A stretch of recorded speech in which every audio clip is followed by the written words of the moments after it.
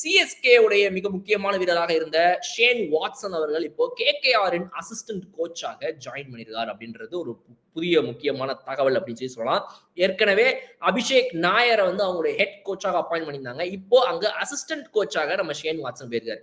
என்னன்னு Shane Watson நீங்க assistant coach Abhishek Nair கோச்சா அப்படின்னு யாராவது கேட்டாங்கன்னா, அபிஷேக் நாயர் அந்த அளவுக்கு வந்து ப்ரூவ் பண்ணியிருக்காரு. நம்மளுடைய இந்தியன் பிளேயர்ஸோட நிறைய பேரோட க்ளோஸா ஒர்க் பண்ணியிருக்காரு. அவங்களுடைய பர்சனல் ட்ரெயினரா இருந்திருக்காரு, பர்சனல் கோச்சா இருந்திருக்காரு. ஐ மீன் அது மட்டும் இல்லாம பாத்தீங்கன்னா கேகேஆர்ல ஒரு மிக முக்கியமான ஒரு பதவி இப்ப உங்களுக்கு கொடுத்திருக்கிறதுக்கான காரணம் என்ன அப்படின்னா, கௌதம் கம்பீருடைய ஸ்குவாட்ல இருந்த ஒரு மிக முக்கியமான ஒரு அசிஸ்டன்ட் கோச்சா இருந்தவர் அவர். சோ பேட்டிங் கோச்சா இருந்தார். அதனால இப்ப இவருக்கு ஒரு ப்ரொமோஷன் அப்படின்னு சொல்லலாம் இந்த ஹெட் கோச்ன்ற பதவி. இப்ப அவருக்கு அசிஸ்டன்டா தான் ஷேன் வாட்சன் வந்திருக்காரு. கேகேஆர் வந்து அதே மாதிரி நம்மளுடைய டுவைன் பிராவோவோடும் கண்டினியூ பண்ண போறாங்க அப்படின்ற தகவல்களும் உள்ள வந்திருக்குது. ஏன்னா வந்து பிராவோவை பொறுத்தவரைக்கும் கேகேஆர்ல வந்து ஒரு மென்டாரா வந்து ஜாயின் பண்ணாரு. ஏன்னா சிஎஸ்கே விட்டு அங்க போய் ஜாயின் பண்ணிட்டீங்க அப்படின்னு பல பேர் கேட்டாலுமே கூட அவர் அங்கதான் ஸ்டிக் பண்ணுவாருன்ற மாதிரி இருக்குது. அவங்களும் management there okay to continue with Dwayne Bravo அப்படின்ற மாதிரி தெரிய வந்திருக்குது.